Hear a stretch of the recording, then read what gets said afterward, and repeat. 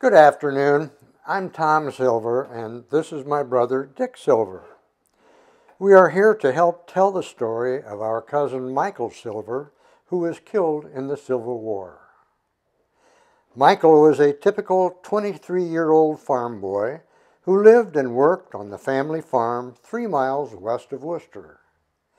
I, today, live on a portion of this same family farm.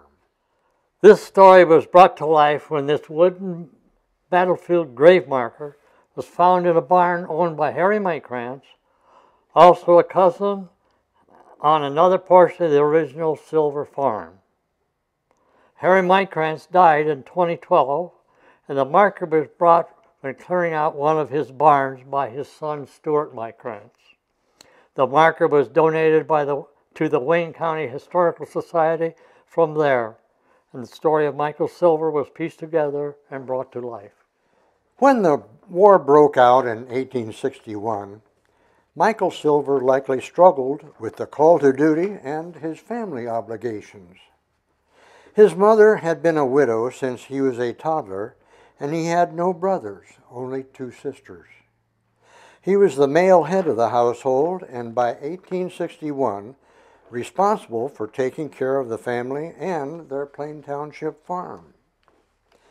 For 2 years, he watched as many of his friends went off to war. He was probably peppered with questions anytime he went to town, questions like why an able-bodied man such as himself had not volunteered yet. By 1864, at the age of 23, Michael Silver could no longer stand to sit on the sidelines and read about the war in local newspapers or listen to the tales of his friends who had returned home after successful tours of duty. Patriotism must have overwhelmed him, and in February of 1864, he signed up along with 100 other Wayne County men to serve 3 years with the 2nd Organization of the 60th Ohio Volunteer Infantry, sometimes referred to as the 1864 60th O.V.I., to distinguish it from the first 1862 organization of the 60th O.V.I. that had 1-year term of service. I will now turn the program over to Charles Leopold for a narrative of the battle. He is chairman of the military committee here at the Society. The 60th received some training at Camp Chase, which is located near Columbus, Ohio, during the first few weeks in April. On the 19th, the regiment was ordered to travel by train to Washington, D.C., where it would soon join forces with the 9th Corps and take part in the Overland Campaign, the final decisive phase of the war. Upon arrival in the capital, they marched south about 5 miles to Alexandria, Virginia, where they made camp.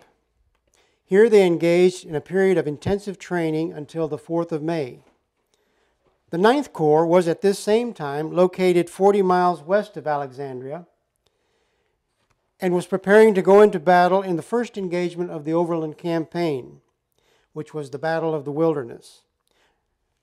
This was to start on the 5th of May. On the morning of the 4th, the men of the 60th were ordered to move west and join up with the 9th Corps. The move was to be made by road march, and the men were told to take only what was necessary. But many were not experienced enough to appreciate this advice. A soldier, 26 years later, while speaking to a gathering of veterans, would say, "You all remember how we parted first with one thing and then another.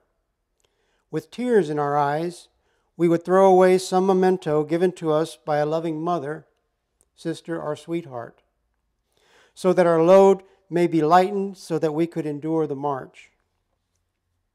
The march was also described by General Grant in his memoirs, where he said, "It was one of the greatest marches in the history of the civilized world." Imagine green men, inexperienced, marching 40 miles in one day while carrying 50-pound loads of equipment, much of which was extra ammunition which they shoved in their pockets.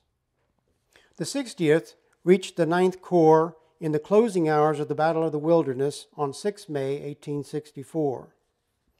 The Confederate Army was withdrawing southward toward the site of the next confrontation, Spotsylvania Courthouse. The Union Army was in hot pursuit, some coming down the Brock Road, the 9th Corps coming down the Fredericksburg Road. On the 9th of May, the 9th Corps was approaching Spotsylvania from the northeast when the Nye River was encountered. A river crossing had to be made without the benefit of the small footbridge then in existence, known as Mary's Bridge. The 60th O.V.I. was ordered to take the advanced position. As the men were emerging from the water of the Nye, a brigade of North Carolina infantry emerged from the woods on the far side of the river. They opened fire on the Ohioans. The Worcester Republican newspaper reported an account of this action. It said, "During the battle, several color bearers had already been shot down. Despite this fact, Michael Silver, seeing the colors on the ground, picked up the flag and began waving it in an attempt to inspire and rally the troops. He quickly became a target of attack and became a victim of a Confederate sharpshooter's bullet. Michael was mortally wounded and died on the field of battle. His comrades buried him on the battlefield and identified his grave with this temporary grave marker." The 60th O.V.I. continued to participate in some of the bloodiest battles that took place in the final months of the war. But the war was over for Michael Silver, killed in action 9 May 1864, along with several other soldiers from Wayne County. A year after Michael was killed, his brother-in-law, John Robinson, and friend John Bucher returned to the battlefield. They located the grave, dug up the remains, and brought Michael and his temporary grave marker back to Wayne County. Michael was reburied in Warner Cemetery, which is located 3 miles west of Worcester, close to the Silver family farm. A new and permanent gravestone was erected. His temporary grave marker was placed in the barn. There it remained until 2012, when it was donated to the Wayne County Historical Society. There have been many thousands of young men and women from Wayne County who have served our country as members of the armed forces.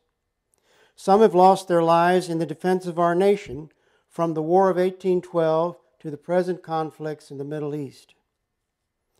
It is easy to see their sacrifices as cold statistics tallied from government reports. We can do better.